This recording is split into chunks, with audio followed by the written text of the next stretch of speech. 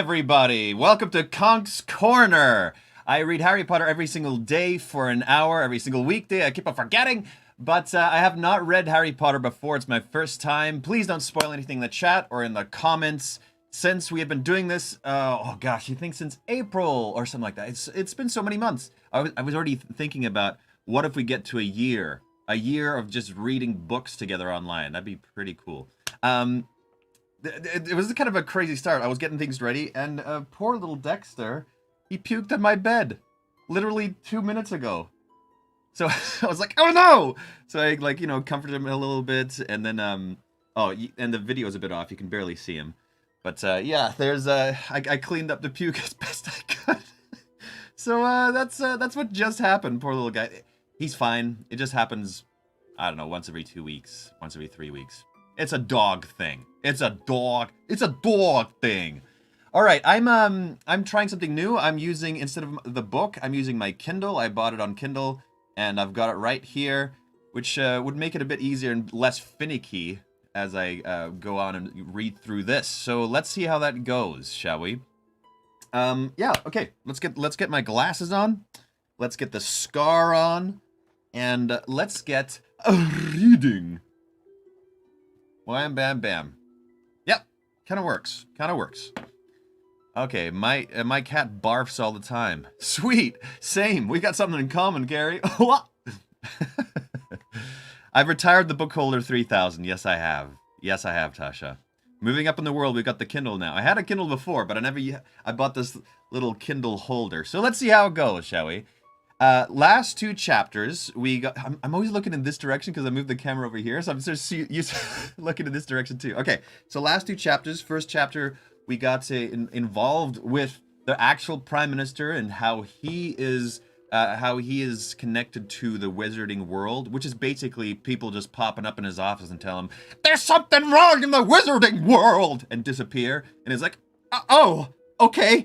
And then we got to see Bellatrix Lestrange and what's her name? Narcissa hang out with Snape, and Snape telling, us as readers not really knowing if Snape is on their side or on Harry's side. We don't really know. My suspicion and my premonition from last time is that Snape is just towing the line. He has strong feelings both ways, and we just don't know. And we won't know, and he doesn't know until the end where he stands and what he's going to do. Right now, I think it's just survival mode. He's just stuck in the middle. That's my thoughts. I have a little wine today. I'm bringing the wine back. So cheers to anybody who's joining who is of age. Cheers to this read of Harry Potter. Also might save some pain in your neck. Maybe. Yeah, actually. Might be true. Okay, let's get started, shall we? Chapter 3, Will and Won't. Harry Potter was snoring loudly. He had been sitting in a chair beside his bedroom window for the best part of 4 hours, staring out at the darkening street, and had finally fallen asleep with one... Oh, we get to hear about Harry Potter now, after 3 chapters. I think that's a first. That's a first. Very classy, John. Thank you very much. And had finally fallen asleep with one side of his face pressed against the cold window pane, his glasses askew and his mouth wide open. The misty fog his breath had left on the window sparkled in the orange glare of the street lamp outside, and the artificial light drained his face of all color, so that he looked ghostly beneath his shock of untidy black hair. The room was strewn with various possessions and a good smattering of rubbish. Owl feathers, apple cores, and sweet wrappers littered the floor. A number of spell books lay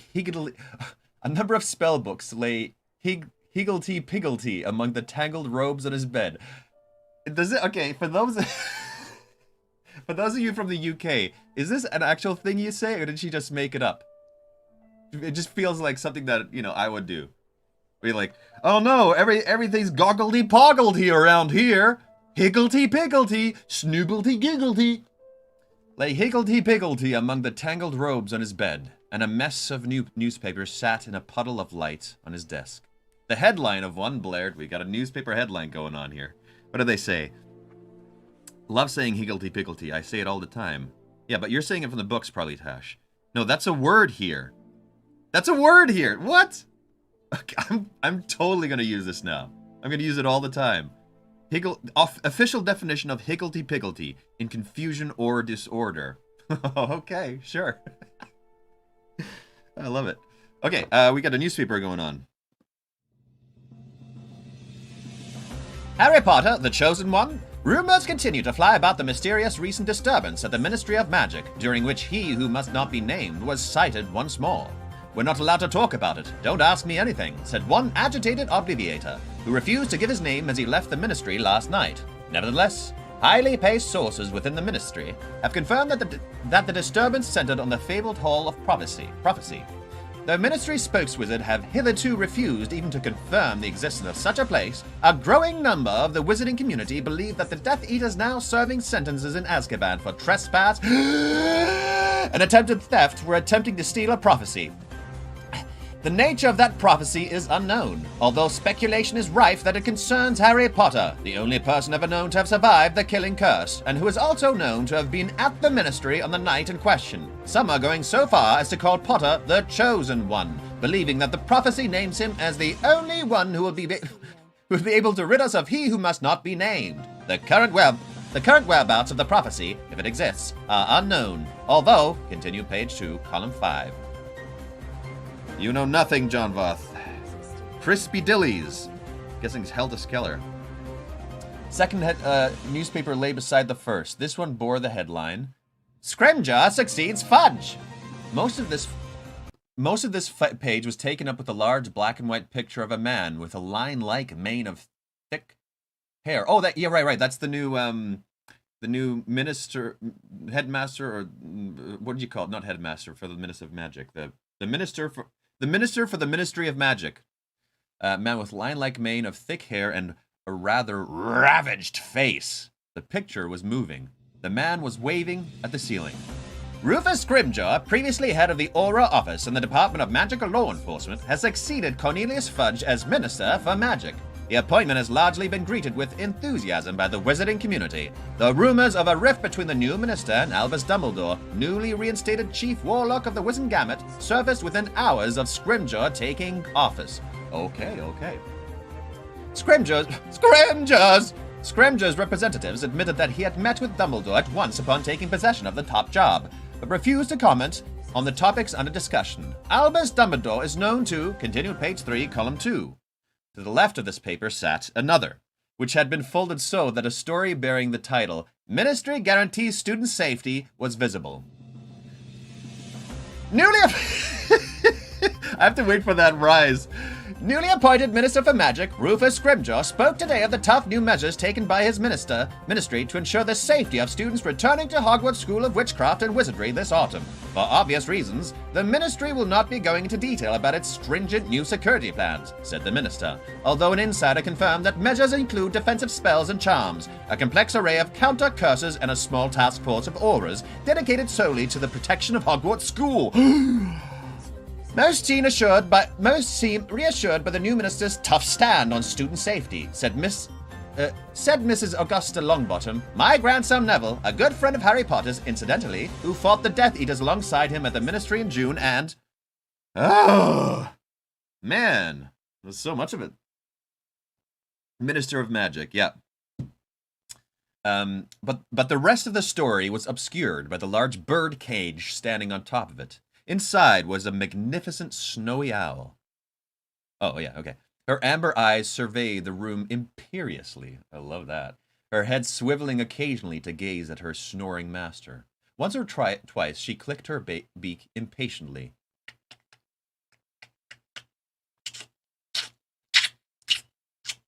But Harry was too deeply asleep to hear. A large trunk stood in the very middle of the room. Its lid was open. It looked expectant. Oh, please look inside me. Oh, I cannot wait. Please, take a gander inside my chest. Yet it was almost empty for a residue of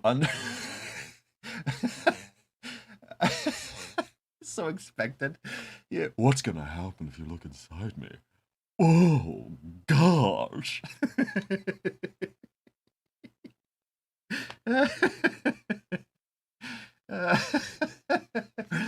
somebody put stuff inside me, but I don't know what it is. Open me up and tell me. What a saucy chest.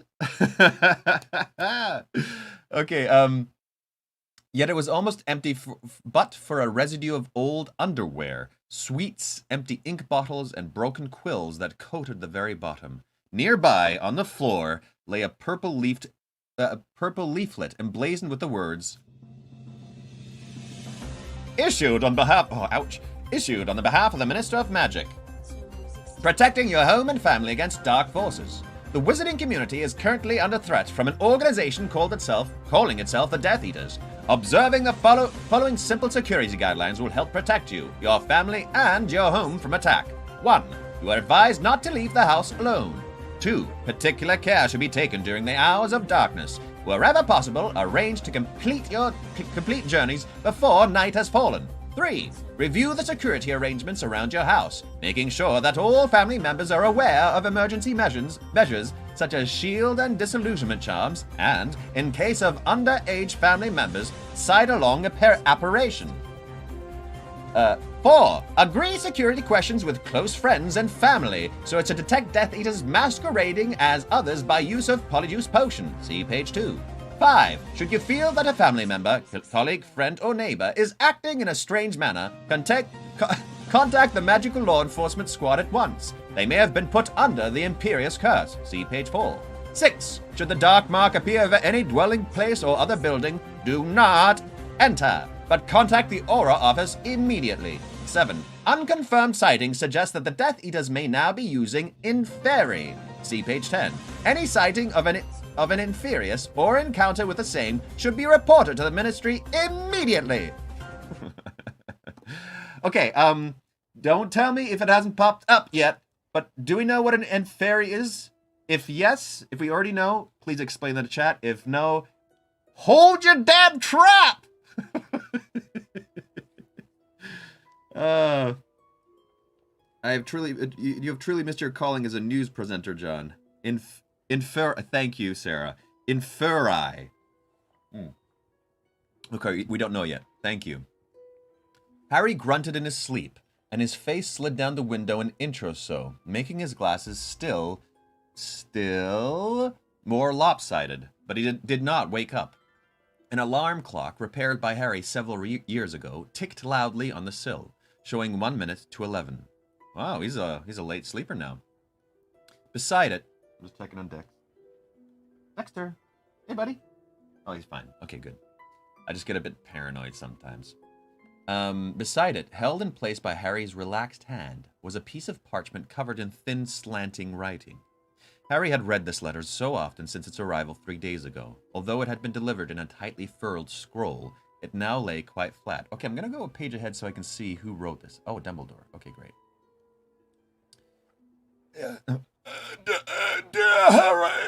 Dear Harry, if it is convenient to you, I shall call at number 4 Privet Drive this coming Friday at 11 p.m. to escort you to the Burrow.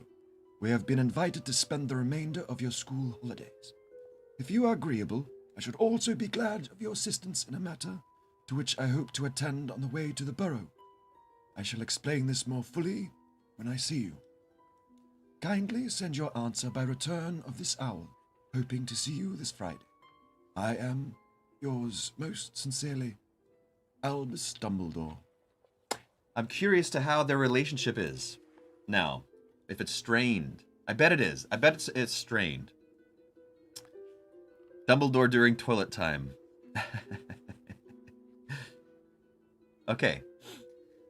Though he already knew it by heart, Harry had been stealing glances at this missive every few minutes since 7 o'clock that evening, when he had first taken up his position beside his bedroom window.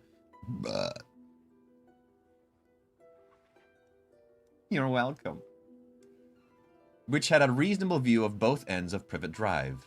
He knew it was pointless to keep rereading Dumbledore's words. Harry had sent back his yes with a delivering owl, as requested, and all he could do now was wait. Either Dumbledore was going to come, or he was not. But Harry had not packed. It just seemed too good to be true that he was going to be rescued from the Dursleys after a mere fortnight of their company. He could not shrug off the feeling that something was going to go wrong. His reply to Dumbledore's letter might have gone astray. Dumbledore could be prevented from collecting him. The letter might turn out not to be from Dumbledore at all, but a trick or a joke or a trap. Harry had not been able to face packing and then being let down and having to unpack again. The only gesture he made to the possibility of a journey was to shut his snowy owl, Hedwig, safely in her cage. Delightful as always. Thank you.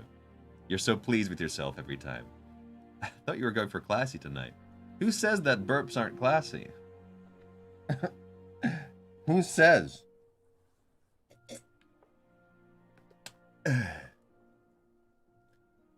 Okay. The minute hand on the alarm clock reached the number 12. And at that precise moment, the street lamp outside the window went out. Harry awoke as though the sudden darkness was an alarm. Hastily straightening his glasses and unsticking his cheek from the glass, he pressed his nose against the window instead and squinted down at the pavement. A tall figure in a long, billowing cloak was walking up the garden path.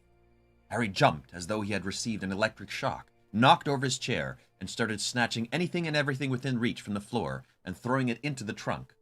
Even as he lobbed a set of robes, 2 spell books, and a packet of crisps across the room, the doorbell rang. Downstairs in the living room, his Uncle Vernon shouted, Who the blazes is calling at this time of night? Harry froze with a brass telescope in one hand and a pair of trainers in the other. He had completely forgotten to warn the Dursleys that Dumbledore might be coming. Feeling both panicky and close to laughter, he clambered over the trunk and wrenched open his bedroom door in time to hear a deep voice say... A deep voice? Dumbledore's voice deep? Anyway, I'm going to do as Dumbledore, we'll see. Good evening. You must be Mr. Dursley. I dare say Harry has told you I'll be coming for him. Harry ran down the stairs 2 at a time, coming to an abrupt halt several steps from the bottom, as long experience had taught him to remain out of arm's reach of his uncle whenever possible. There in the doorway stood a tall, thin man with waist-length silver hair and beard. Okay, it's him. Half-moon spectacles were perched on his crooked nose, and he was wearing a long black traveling cloak and a pointed hat. Vernon Dursley, whose mustache was quite as bushy as Dumbledore's, though black, and who was wearing a puce dressing gown. I don't know what color is puce. What is puce close to? A puce dressing gown, was staring at the visitor as though he could not believe his tiny eyes. I live for your Vernon voice. I love the Vernon voice too. Though he could not believe his tiny eyes. But Dumbledore, yeah. Judging by your look of stunned disbelief, Harry did not warn you that I was coming, said Dumbledore pleasantly. However, let us assume that you have invited me warmly into your house. It is unwise to linger over long on doorsteps in these troubled times. He stepped smartly over the threshold and closed the door front behind him. It is a long time since my last visit, said Dumbledore, peering down his crooked nose at Uncle Vernon. I must say, your agapanthuses are flourishing. Agapanthuses? What the heck is that? Vernon Dursley said nothing at all. Harry did not doubt that speech would return to him, and soon the vein pulsing in his uncle's temple was reaching danger point. But something about Dumbledore seemed to have robbed him temporarily of breath. It might have been the blatant wizardishness of his appearance, but it might too have been that even Uncle Vernon could sense that there was a man whom it would be very difficult to bully. Ah, good evening, Harry, said Dumbledore, looking up at him through his half-moon glasses with a most satisfied expression. Excellent, excellent. I love him. I love Dumbledore. Just everything about him. Everything about him is lovable and awesome. These words seemed to rouse Uncle Vernon. It was clear that as far as he was concerned, any man who could look at Harry and say, excellent, was a man with whom he could never see eye to eye. Oh yeah, okay, what color is puce? Flower. Flowers are all kinds of different colors. Flower isn't a color. It does sound like it's a gross green color. Green from an old copper... Yeah, I guess an old copper penny for puce. Oh, okay. Huh, that's a good description. These words seem... Okay, yeah. I don't mean to be rude. He began in a tone that threatened rudeness in every syllable. Yet, sadly, accidental rudeness occurs alarming...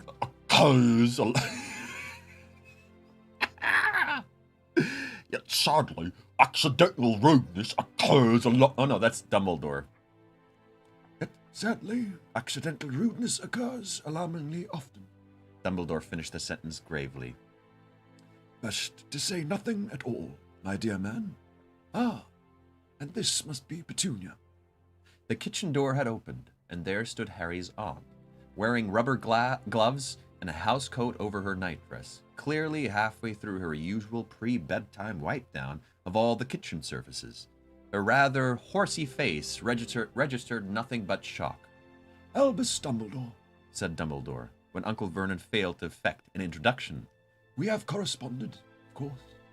Harry thought this an odd way of reminding Aunt Petunia that he had once sent her an exploding letter. But Aunt Petunia did not challenge the term. And this must be your son Dudley. Dudley had that moment peered around the living room door, his large blonde head rising out of the stripy collar of his pajamas, looking oddly disembodied, his mouth gaping in astonishment and fear. Dumbledore waited a moment or two, apparently to see whether any of the Dursleys were going to say anything. But as the silences stretched on, he smiled. Shall we assume that you have invited me into your sitting room? Dumbledore versus Dudley. They need more scenes together. That is true. It'd be cool to have a little side adventure with Dumbledore and Dudley. Yep.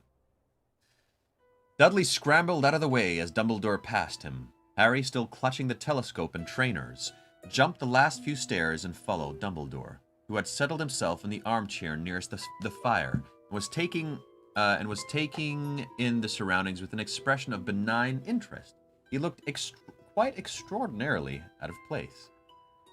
Aren't we leaving, sir? Harry asked anxiously. Yes, indeed we are. 1 second, I'm going to refill my glass. There we go. I've refilled it. I didn't finish it, but might as well top it up! Okay. Yes, indeed we are. But there are a few matters we need to discuss first. Ooh. Some honesty, some straightforwardness with Dumbledore and the Dursleys. That's awesome.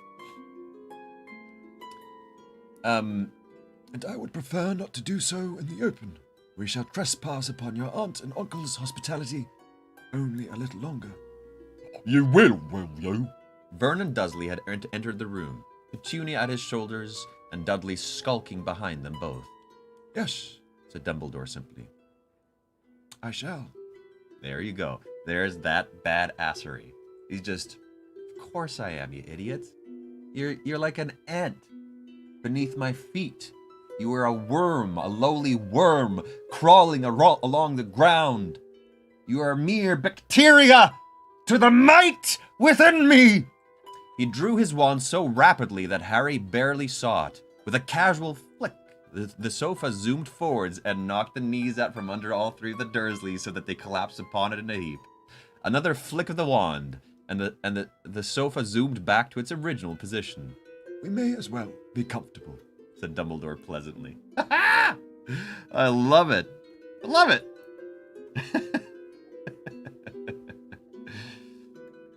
As he replaced his wand in his pocket, Harry saw that his hand was blackened and shriveled. It looked as though his flesh had been burned away. Oh, geez. What's this all about? Sir, what's happened to your... Later, Harry, said Dumbledore. Please, sit down. Harry took the remaining armchair, choosing not to look at the Dursleys, who seemed stunned into silence. I'm going to push this up a bit so I can actually see our chat a bit better. Get that out of the way. There we go. I would assume that you are going to offer me refreshment, Dumbledore said to Uncle Vernon.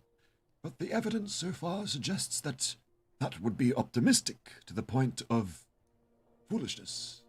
A third twitch of the wand, and a dusty bottle and 5 glasses appeared in midair. The bottle tipped and poured a generous measure of honey-colored liquid into each of the glasses, which then floated to each person in the room. He's so great. Madame Rosmerta's finest oak-matured mead, said Dumbledore, raising his glass to Harry, who caught hold of his own and sipped. He had never tasted anything like it before, but enjoyed it immensely. The Dursleys, after quick, scared looks at each other, tried to ignore their glasses completely, a difficult feat as they were nudging them gently on the sides of their heads. Harry could not suppress a suspicion that Dumbledore was rather enjoying himself. So good. Love Dumbledore. Mead, one of Dumbledore's bossest moves here. Totally. Well, Harry, said Dumbledore, turning towards him. a difficulty has arisen which I hope you will be able to solve for us. By us, I mean the Order of the Phoenix. But first of all, I must tell you that Sirius's will was discovered a week ago, and that he left you everything he owned. Whoa, what? What? Harry is not only rich now, he has a house. And is Creature in that house? And will Creature... that'll be interesting if Creature is staying in the house and Harry will have to learn how to deal with Creature and the shrieking ant.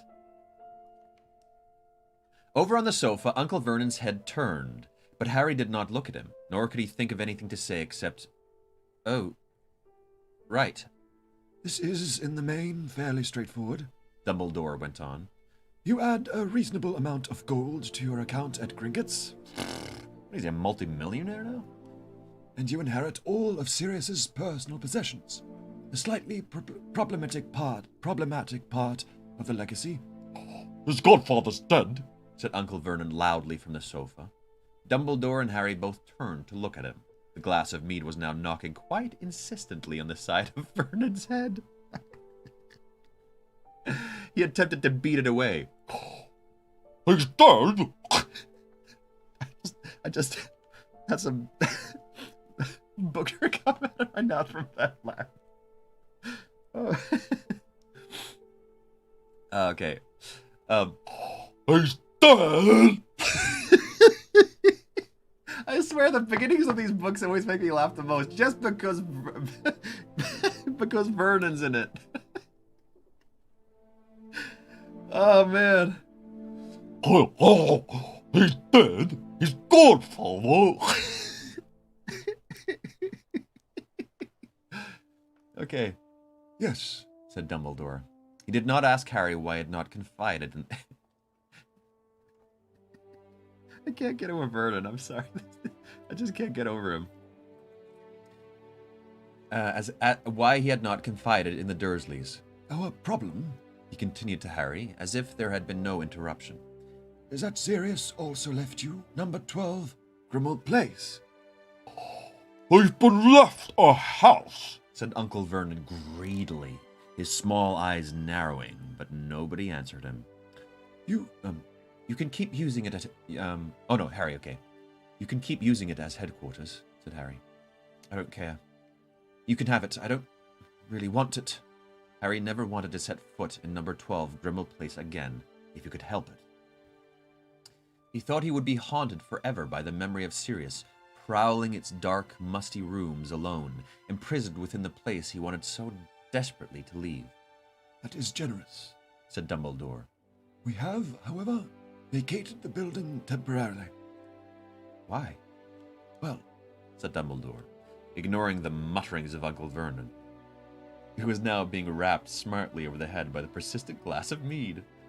Black family tradition decreed that the house was handed down the direct line to the next male within the name of Black. Sirius was the very last of the line, as his younger brother, Regulus, preceded him, and both were childless.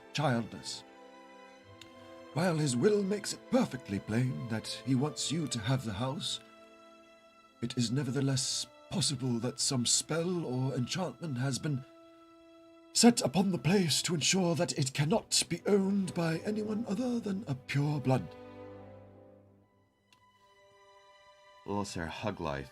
Meant thug life. I like hug life. I don't know what's going on in the chat there. A vivid image of the shrieking, spitting portrait of Sirius's mother that hung in the hall of number 12, Grimmauld Place, flashed into Harry's mind. I bet there has, he said. Quite. Dumbledore. And if such an enchantment exists, then the ownerships of the house is most likely to pass to the eldest of Sirius's living relatives, which would mean his cousin, Bellatrix Lestrange. Without realizing what he was doing, Harry sprang to his feet. The telescope and trainers in his lap rolled across the floor. Bellatrix Lestrange, Sirius's killer, inherit his house? No, he said. Well, obviously we would prefer that she didn't get it either, said Dumbledore calmly. The situation is fraught with complications. We do not know whether the enchantments we ourselves have placed upon it, for example, making it unplottable, will hold now that ownership has passed from Sirius's hands. It might be that Bellatrix will arrive on the doorstep at any moment. Naturally, we had to move out until such time as we have clarified the position. But how are we going to find out if I'm allowed to own it? Fortunately, said Dumbledore, there is a simple test. Ooh, testy time. We need a new boo chorus for Bellatrix. That is very true. Very true. Very true. Triple caramel chunk is my favorite. I had to move some stuff around here, so I only have the boo without the gif. So we can just still use the boo, but I'm gonna get Mark's gif back in there. I love the cookies and cream. Of something. I love cookies and cream regardless what you're talking about. Every single thing. He placed his empty glass on a small table beside his chair. But before he could do anything else, Uncle Vernon shouted, Will you get those rubbish things off us? Harry... Harry looked around. All three of the Dursleys were cowering with their arms over their heads as their glasses bounced up and down on their skulls, the contents flying everywhere. Oh, I'm so sorry, said Dumbledore politely, and he raised his wand again. All three glasses vanished. But it would have been better manners to drink it, you know. It looked as though Uncle Vernon was bursting with any number of unpleasant retorts, but he merely shrank back into the cushions with Aunt Petunia and Dudley and said nothing, keeping his small piggy eyes on Dumbledore's wand. You see, Dumbledore said, turning back to Harry and again speaking as though Uncle Vernon had not uttered. If you had indeed inherited the house, you would have also inherited... He flicked his wand for a fifth time. There was a loud crack, and a house elf appeared. Here we go, here we go. Oh, with a snout for a nose, giant bat's ears, and enormous bloodshot eyes, crouching on the Dursley shag pile carpet and covered in grimy rags. Aunt Petunia let out a hair-raising shriek. Eeeh! Nothing this filthy had entered her house in living memory. Dudley drew his large, bare, pink feet off the floor and sat with them raised above his head, as though he thought the creature might run up his pajama trousers, and Uncle Vernon bellowed, What the hell was that? Ow, ow, ow, ow. Not good. Ew, that hurt. Creature, finished Dumbledore.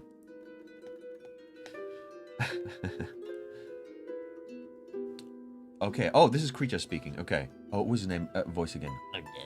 Creature won't. Croaked the house elf. Croaked. Right. That's it. Creature. Right. Okay, I got it now. Creaked the house elf quite as loudly as Uncle Vernon, stamping his long, gnarled feet and pulling his ears, croaking. Creature belongs to Miss Bellatrix. Oh, yes. Creature belongs to the blocks. Creature wants his new head mistress. Creature won't go to the Potter brat. Creature won't. As you can see, Harry, said Dumbledore loudly, over Creature's continual croaks of won't. Creature is showing a certain reluctance to pass into your ownership. I don't care, said Harry again, looking with disgust at the writhing, stamping house elf. I don't want him.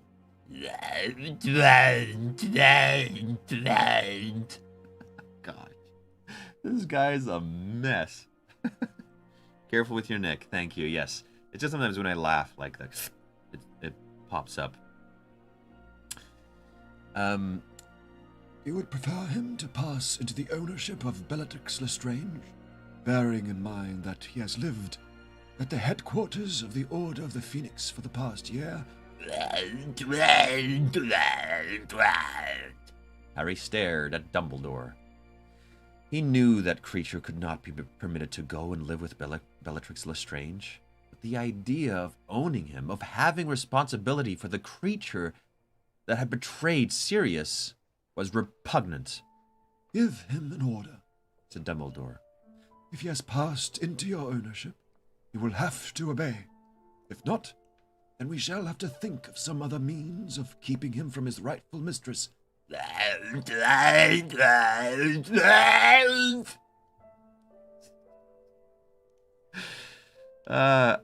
Who's Mundingus again? Sorry, Mundingus Fletcher. Fletcher? Oh, it's true. He is a little bit like Mundungus. Can he talk like this? I gotta find a little bit of a different voice for Creature. Creature.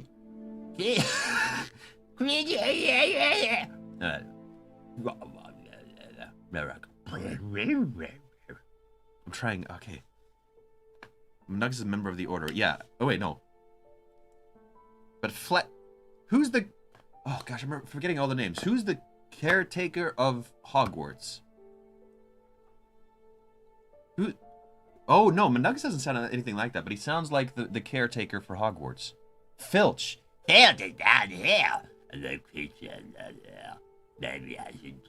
Yeah, creature just a bit more low, like that. And Filch is down here. Okay, so they're a little bit different. Creature's voice had risen to a scream. Harry could think of nothing to say except, "Creature, shut up!" It looked for a moment as though Creature was going to choke. He grabbed his throat, his mouth still working furiously, his eyes bulging.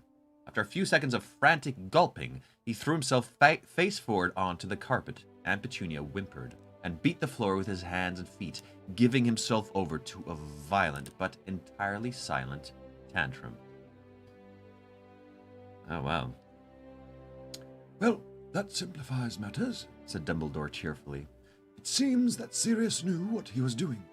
You are the rightful owner of number 12 Grimmauld Place and of Creature. Do I have to keep him with me? Harry asked, aghast, as Creature thrashed around at his feet. No, I don't want to, said Dumbledore. If I might make a suggestion, you could send him to Hogwarts to work in the kitchen there. In that way, the other house elves could keep an eye on him. Good. Yeah, said Harry in relief. Yeah, I'll do that. Creature, I want you to go to Hogwarts and work in the kitchens there with the other house elves.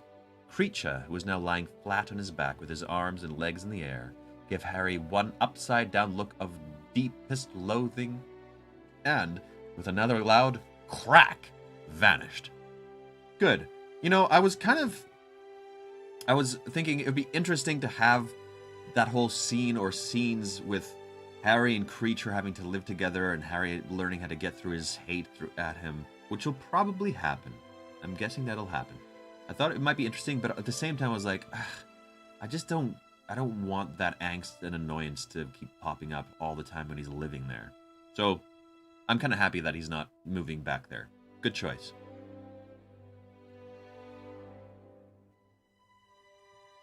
Good. Said Dumbledore. There's also the matter of the hippogriff, Buckbeak. Hagrid has been looking after him since Sirius died, but Buckbeak is yours now. So if you prefer to make different arrangements... No, said Harry at once. He can stay with Hagrid. I think Buckbeak would prefer that, Hagrid would be delighted. said Dumbledore, smiling. He was thrilled to see back Buckbeak again. Incidentally, we have decided, in the interest of Buckbeak's safety, to rechristen him with Wither Wings for the time being, though I doubt that the Ministry would ever guess he is the hippogriff they once sentenced to death. Now, Harry, is your trunk packed? Doubtful that it would turn up, Dumbledore suggested shrewdly. I'll just go and finish off, said Harry hastily, hurrying to pack his fallen telescope and trainers. It took him a little over 10 minutes to track down everything he needed. At least he had managed to extract his invisibility cloak from under the bed, screw the top back on his jar of color-changing ink, and forced the lid of his trunk shut on his cauldron. Then, heaving his trunk in one hand and holding Hedwig's cage in the other, he made his way back downstairs. Come on now, Dobby could move in and it would be Three's company. That's true, that'd be fun, actually. So many gifts, it's like Christmas. Yeah, he's just keeping like, and behind door number 3, you've got a fresh 1986 Buckbeak. Ouchie, ouchie. It took him a little over 10 minutes to track down everything he needed. At last, he had managed to extract his invisibility cloak from under the bed, screwed the top back on his jar of color-changing ink, and forced the lid of his trunk shut on his cauldron. Then, heaving his trunk in one hand and holding Hedwig's cage in the other, he made his way back downstairs. He was disappointed to discover that Dumbledore was not waiting in the hall, which meant that he had to return to the living room. Nobody was talking. Dumbledore was humming quietly, apparently quite at ease. But the atmosphere was thicker than cold custard, and Harry did not dare look at the Dursleys as he said, "Professor, I'm ready now," Good. said Dumbledore. Just one last thing, then. And he turned to speak to the Dursleys once more. Here it comes. I hope he's going to put them in their place once again. As you will no doubt be aware, Harry comes of age in a year's time. No, No. Wait, what was her accent again? Aunt Petunia, no, said Aunt Petunia, speaking for the first time since Dumbledore's arrival. I'm sorry. Said Dumbledore politely. no. Right. She's up here. No, he doesn't. He's a month younger than Dudley, and Dudders doesn't turn 19 until the year after next. Ah, Said Dumbledore pleasantly. but in the wizarding world, we come of age at 17. Uncle Vernon muttered, Preposterous. but Dumbledore ignored him. Now, as you already know, the wizard called Lord Voldemort has returned to this country. The wizarding community is currently in a state of open warfare. Harry, whom Lord Voldemort has already attempted to kill on a number of occasions, is in even greater danger now than the day when I left him upon your doorstep 15 years ago, with a letter explaining about his parents' murder and expressing the hope that you would care for him as though he were your own. Dumbledore paused, and although his voice remained light and calm, and he gave no obvious sign of anger, Harry felt a kind of chill emanating from him and noticed that the Dursleys drew very slightly closer together. You did not do as I asked. You have never treated Harry as a son. He has known nothing but neglect and often cruelty at your hands. The best that can be said is that he has at least escaped the appalling damage you have inflicted upon the unfortunate boy sitting between you. Ooh. Truth bomb. Ooh. Both Aunt Petunia and Uncle Vernon looked around instinctively, as though expecting to see someone other than Dursley squeezed between them. Us, the straight dudders. What do you... Began Uncle Vernon furiously, but Dumbledore raised his finger for silence, a silence which fell as though he had struck Uncle Vernon dumb. The magic I evoked 15 years ago means that Harry has powerful protection while he can still call this house home, however miserable he has been here, however unwelcome, however badly treated. You have at least grudgingly allowed him house room. This magic will cease to operate the moment that Harry turns 17. In other words, the moment he becomes a man. I ask only this, that you allow Harry to return once more to this house before his 17th birthday, which will ensure that the protection continues until that time. None of the Dursleys said anything. Dursley was frowned. So, okay, I'm trying to grasp this without, you don't have to comment on it. But I'm trying to grasp this protection spell. So he has to come back to that place for it to continue. But no, wait. Oh, 1 second. 1 second here. Idiot. It's time for John's premonition. Harry is going to have to. There's going to be.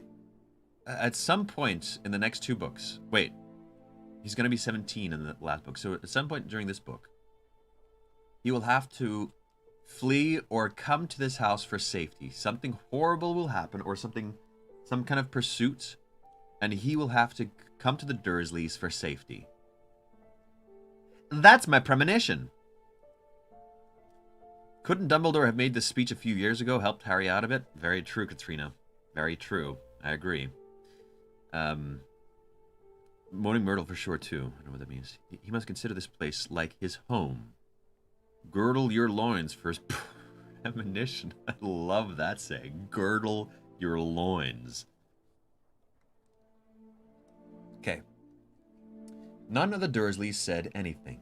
Dudley was frowning slightly, as though he was still trying to work out when he had ever been mistreated. Uncle Vernon looked as though he had something stuck in his throat, and Petunia, however, was oddly flushed. Well, Harry, time for us to be off, said Dumbledore at last, standing up and straightening his long black cloak. Until we meet again, he said to the Dursleys, who looked as though that moment could wait forever as far as they were concerned. And after doffing his hat, love that word too, doffing his hat, he swept from the room. Bye, said Harry hastily to the Dursleys, and followed Dumbledore, who paused beside Harry's trunk, upon which Hedwig's cage was perched. We do not want to be encumbered by these just now, he said, pulling out his wand again.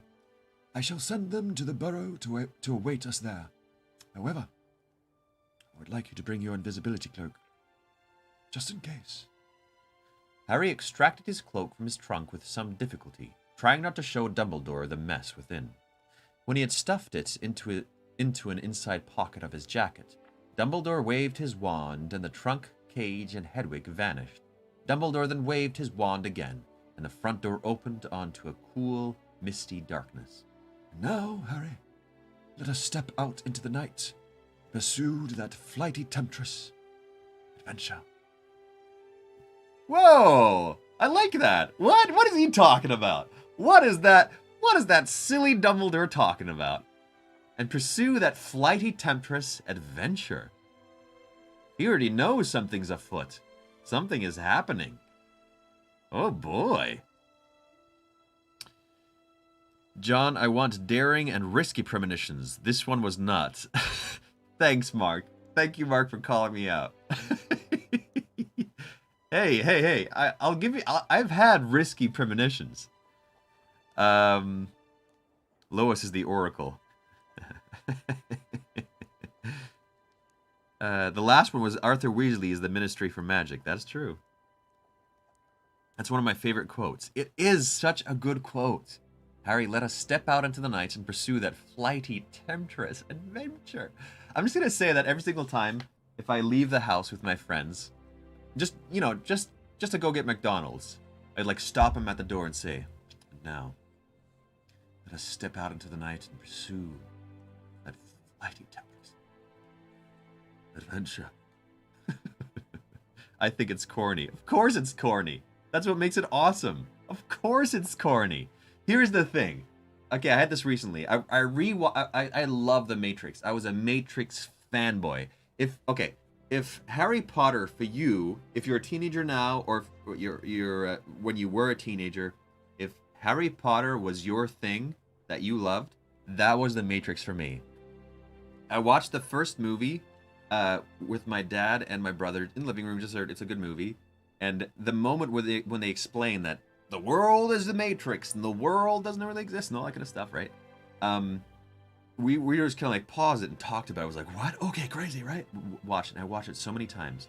And when Matrix 2 and 3 were announced, let me tell you, I was a fanboy. I went into forums, Matrix forums, and looked up all the little details of what's coming out. I bought the comics. I watched the Animatrix. I played the games. I loved that world. So recently, for my birthday, I rented out a movie theater with everybody pitching in to watch The Matrix 1 because I never watched it in theaters. I watched it in theaters. And then recently I also watched Matrix 2. I still have to watch Matrix 3. Here's the thing. They're super cheesy. Of course they are. Who walks around indoors with a thick leather coat and sunglasses on all the time? Of course it's cheesy, but it's still awesome. Just because something's cheesy doesn't make it good or awesome or dumb. Cheesy can be really, really great if you buy into it and if you just say, hey, I'm here for the cheese. Adventure. The Matrix is amazing. You are such a Potterhead now, wanting to quote things to your friends. So proud of you. Okay. I'm gonna keep going. Chapter 4. Horace Slughorn. Oh boy. Oh boy. Okay. You all know when we're getting close to being introduced to Horace Slughorn. So not now, but when we get close to the point where he speaks. Not when he is being introduced or anything like that. I still want to read a bit his introduction, whatever she writes there. But when it gets close to him speaking, please throw some adjectives out there for Horace Slughorn. Based on the books, not based on the movies or your impressions of the movies, just based on the books, please. And I only need adjectives, okay? Not I don't need you to say, he's like this character, he sounds like this character. That kind of stuff actually throws me off more and doesn't make me want to do it. So just adjectives. That's what helps me. Thank you. Great speech, John. Thank you. Chapter 4. Horace Slughorn. Despite the fact that he had spent every waking moment of the past few days hoping desperately that Dumbledore would indeed come to fetch him, Harry felt distinctly awkward as they set off down Privet Drive together. He had never had a proper conversation with his headmaster outside Hogwarts before. There was usually a desk between them. Huh. Oh yeah, I guess this is a bit different. Also, the first 3 chapters have been the most eventful first 3 chapters of any book till now. So much explained, so much changed in a way. Yeah, the most eventful out of all 3 of all books. The memory of their last face-to-face encounter kept intruding too. Okay, interesting. And it rather heightened Harry's sense of embarrassment. He'd shouted a lot on that occasion, not to mention doing his best to smash several of Dumbledore's most prized possessions. Oh yeah. But it's all understandable. Dumbledore, however, seemed completely relaxed. Keep your wand at the ready, Harry, he said brightly. But I thought I'm not allowed to use magic outside school, sir. If there is an attack, said Dumbledore, I give you permission to use any counter jinx or curse that might occur to you. However, I do not think you need to worry about being attacked tonight, Oh, yeah, because they're outside of the house. And Voldemort is strong now, and he's got all those Death Eaters, so they're probably itching to just vanquish Harry.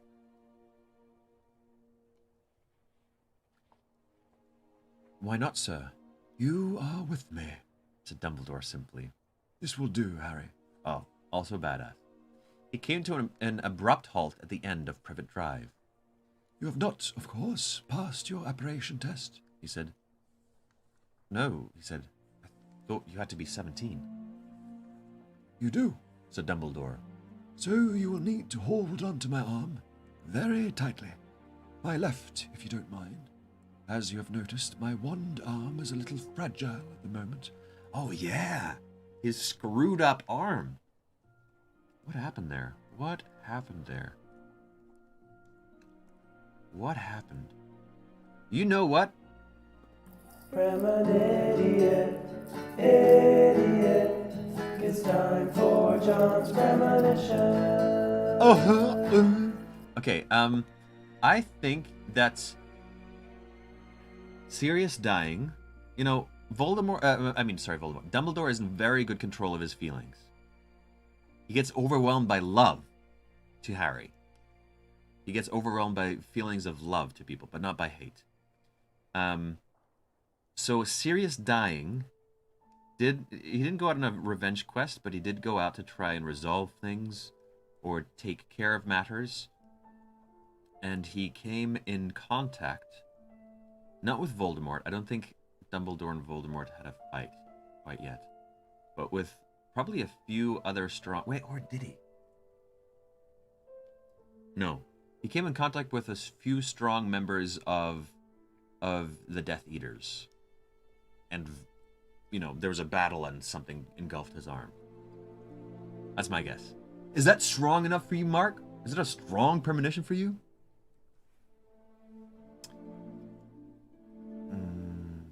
I'm way too powerful. Here we go. It's dangerous. There's no Supreme Mod. There should be law.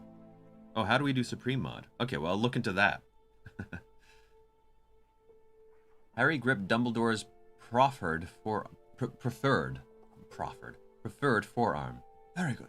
Said Dumbledore. Well, here we go. Harry felt Dumbledore's arm twist away from him and redoubled his grip. The next thing he knew, everything went black. He was being pressed very hard from all directions. He could not breathe. There were iron bands tightening around his chest. His eyeballs were being forced back into his head. His eardrums were being pushed deeper into his skull. And then he gulped great lungfuls of cold night air and opened his streaming eyes. He felt as though he had just been forced through a very tight rubber tube. It was a few seconds before he realized that Privet Drive had vanished. He and Dumbledore were now standing in what appeared to be a deserted village square, in the center of which stood an old war memorial and a few benches. His comprehension catching up with his senses, Harry realized that he had just apparated for the first time in his life. Oh, crazy! Oh, he'd never done that before. Oh, right. It just happened so often that I thought, oh, yeah, of course. It's his first time. Wow. Dumbledore fought Voldemort at the Ministry, remember? Okay, yeah, that's true. Yeah. Okay, he fought Voldemort again. I'm correcting that. Yeah.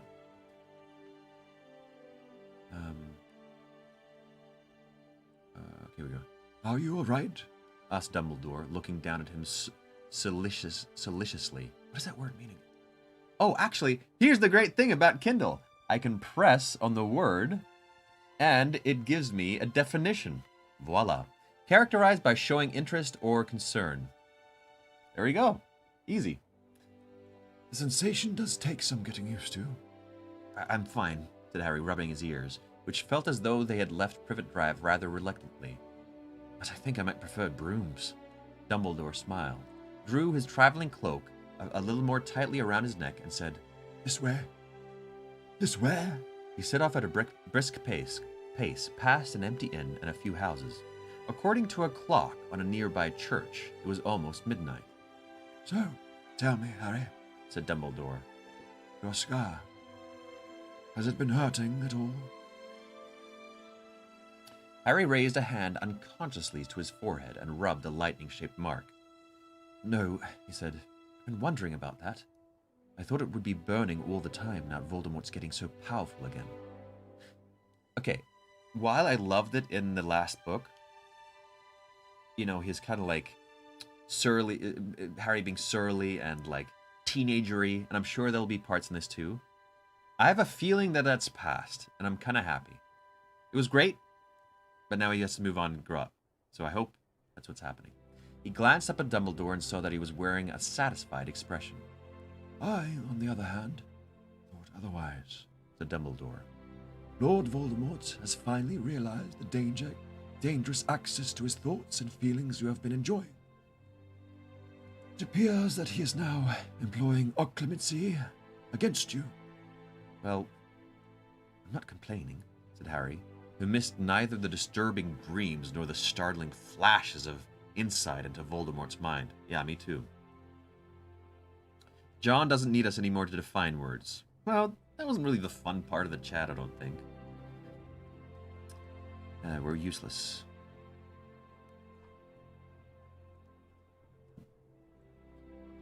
They turned a corner, passing a telephone box and a bus shelter. Harry looked sideways at Dumbledore again. Professor? Harry? Where exactly are we? This, Harry, is the charming village of Budleigh Babbington. And what are we doing here? Ah, yes, of course. I haven't told you, said Dumbledore. Well, I have lost count of the number of times I have said this in recent years, but we are, once again, one member of staff short. We are here to persuade an old colleague of mine to come out of retirement and return to Hogwarts. How can I help with that, sir? Oh, I think we'll find a use for you, said Dumbledore vaguely. Left here, Harry. They proceeded up a steep, narrow street lined with houses. All the windows were dark. The odd chill that had lain over Privet Drive for 2 weeks persisted here too. Thinking of Dementors, Harry cast a look over his shoulder and grasped his wand reassuringly in his pocket. Professor, why couldn't we just apparate directly into your old colleague's house? Because it would be quite as rude as kicking down the front door, said Dumbledore. Courtesy dictates that we offer fellow wizards the opportunity of denying us entry. In any case, most wizarding dwellings are magically protected from unwanted apparatus.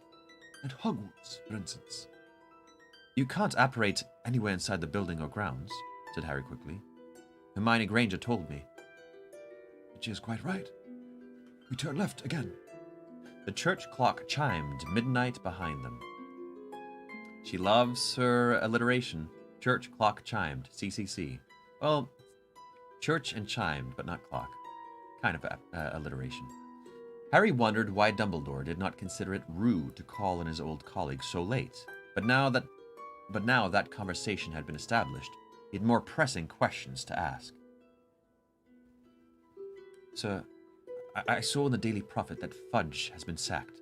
Correct, said Dumbledore now, turning up a steep side street. He has been replaced, as I'm sure you also saw, by Rufus Scrimger, who used to be head of the Aura office. Is he... You think he's good? Asked Harry. An interesting question, said Dumbledore. He is able, certainly, a more decisive and forceful personality than Cornelius. Yes, but I meant... I know what you meant. Rufus is a man of action. And having fought dark wizards for most of his working life, does not underestimate Lord Voldemort. Harry waited, but Dumbledore did not say anything about the disagreement with Scrimger that the Daily Prophet had reported, and he did not have the nerve to pursue the subject. So he changed it. You need a refill, John. Thank you. I had an issue with Charlie the shiny car today. No idea what that means. Steep side street. Yep, another alliteration. Steep side street. And... Sir, I saw about Madame Bones. Yes, said Dumbledore quietly. terrible loss. She was a great witch. Just up here, I think. Ouch! He had pointed with his injured hand. Oh. Professor, what happened to your... I have no time to explain now. said Dumbledore. It is a thrilling tale. I wish to do it justice. See? That's what I like. Very opposite of the last book. Last book, Dumbledore didn't know what he was up to, didn't know why he was not paying attention to Harry, didn't know what his deal was, what he was going through. This book, Dumbledore straight away, Dumbledore explaining everything and also saying, I'm going to tell you, but I want to do it justice. Good, good, good, good, good. Very good. Well, they also had that discussion. Hey, buddy. Hi. Come here. Come here, buddy. Come on. You want to join? He's just standing there staring at me. Old Dexter. I'm going to fix the camera tomorrow. Okay, let's keep going. He smiled at Harry, who understood that he was not being snubbed, and they had permission to keep asking questions. Sir, I got a Ministry of Magic leaflet by Owl about security measures we should all take against the Death Eaters, Yes, I received one myself. said Dumbledore, still smiling. Did you find it useful? Hey, buddy. Hey, bud. Sorry, I'm going to try and lift him up if he wants to. Come here, bud. Don't puke in my bed again. Thank you. Thank you. There he is. Seems to be doing better. Here's a little Dexy for you. Hey. Hey, buddy.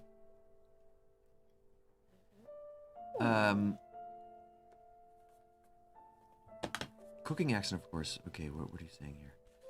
Careful with the neck, John. Thank you, Max. Thank you, Max. Let's keep going. No, I thought not. You have not asked me, for instance, what is my favorite flavor of... Oh, sorry, I missed out what he said there. I used my other hand. Come on, Dexter. What is my favorite flavor of jam? To check that I am indeed Professor Dumbledore, not an imposter. I didn't, Harry began, not entirely sure whether he was being reprimanded or not. But Dumbledore was in the house, so he has to be Dumbledore. For future reference, Harry, it is raspberry. Although, He's so funny about his jams. of course, if I were a Death Eater, I would have been sure to research my own jam preferences before impersonating myself. Right, said Harry.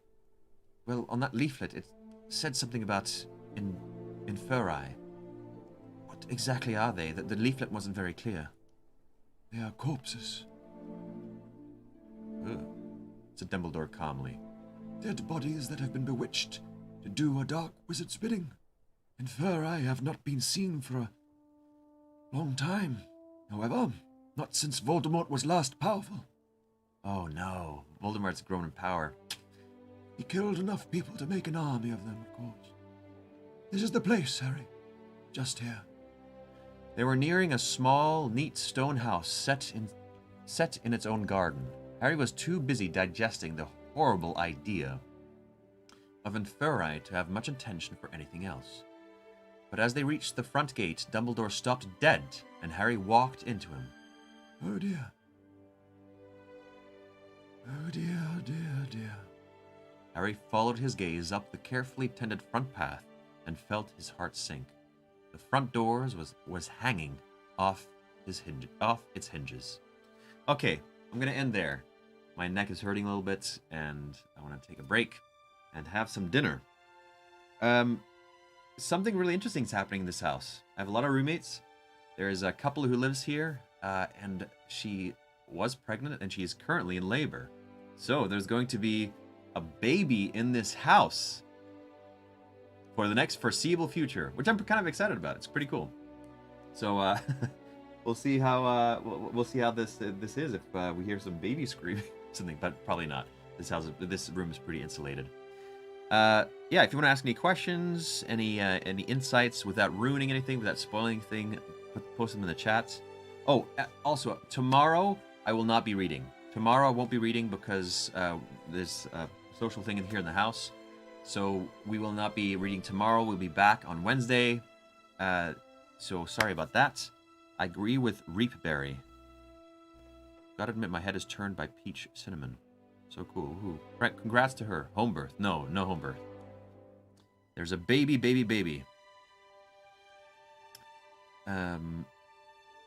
Congrats to her for us. Thank you, Anna. Thank you very much, Anna. Question, John, what is your favorite jam?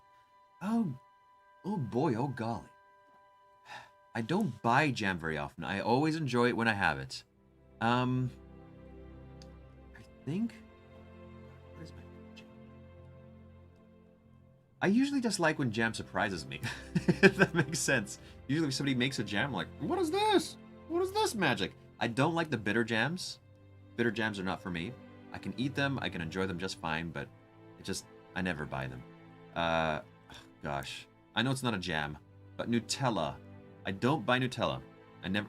Okay, here's a funny story for you before I log off. I don't buy Nutella because I just finished the whole jar. In the last house that I lived with 4 other guys, all good friends. My buddy Nathan, who's on the chat sometimes and insults me like a good friend should. He bought some jam once. And then it was late evening. I thought, I'm so hungry for something sweet. So, you know, sometimes we take each other's stuff and refill it. Mostly I do. So I had a little jam on some of my bread, right? And I told him, hey, sorry, I'll refill it or I'll buy more, right? So I just used that jam. That's Nutella. So I kept using it. He used it, so on, you know, and so it emptied. Like, okay, I'll buy more Nutella. Bought more, put it into his cupboard, and I continually did that. You know, used it a little bit. Over time, it got empty. Replaced it. So we lived together for 4 years. I did that kind of like the last 2 years. He told me this last year that he had not ate any of the Nutella in the last year and a half. That it was me continually like eating some secretly, putting it on. I was like, I'll buy some more. I just kept buying Nutella and eating it all, putting it back into his cupboard. That I was the only one eating all of his Nutella, that he hadn't touched it for the last year and a half. My jam is plum. Nutella is so good, though. Would you say that bitter jams are not your jam? Absolutely. Yeah. Okay, everybody. I'm going to end this now. I'm going to be back on Wednesday, same time, 6 p.m. I say goodbye. Dexter says goodbye. I'm going to clean my sheets. This poor little guy. He ate something wrong, hey? Some of you throughout the last weeks and months have been messaging me and saying, thank you, you know, have had a dark place with all the quarantine and different stuff happening, and then that's the readings have been helping. You know, I didn't initially set out to do that. My goal was to read and to just bring joy to people. But it makes me really happy to know that. It makes me really happy to know that when people have a difficult time, that this helps. So, yeah, for those of you having a difficult time, I've said this before, but be kind to yourself, especially with your thoughts. I've dealt with depression before. Sometimes I still do. It is difficult to be within that, but to be within the darkness. But the thing that helps me most, 2 things that help me most, I don't know, people here might not be on the same page, but prayer helps me. And the second thing that helps me is to be as kind to myself as I would be to a friend who has depression. And to say the same things to myself that I would say to friends who have depression. That is the most helpful thing, because we are so down on ourselves, so negative to ourselves, and we make these weird judgments. I know that's easy to say. It's hard for me to actually think of those things when I'm in the middle of it too, but I hope it helps. You are loved. You have value. You have meaning. I wish you all the best. I will see you all on Wednesday. See you later.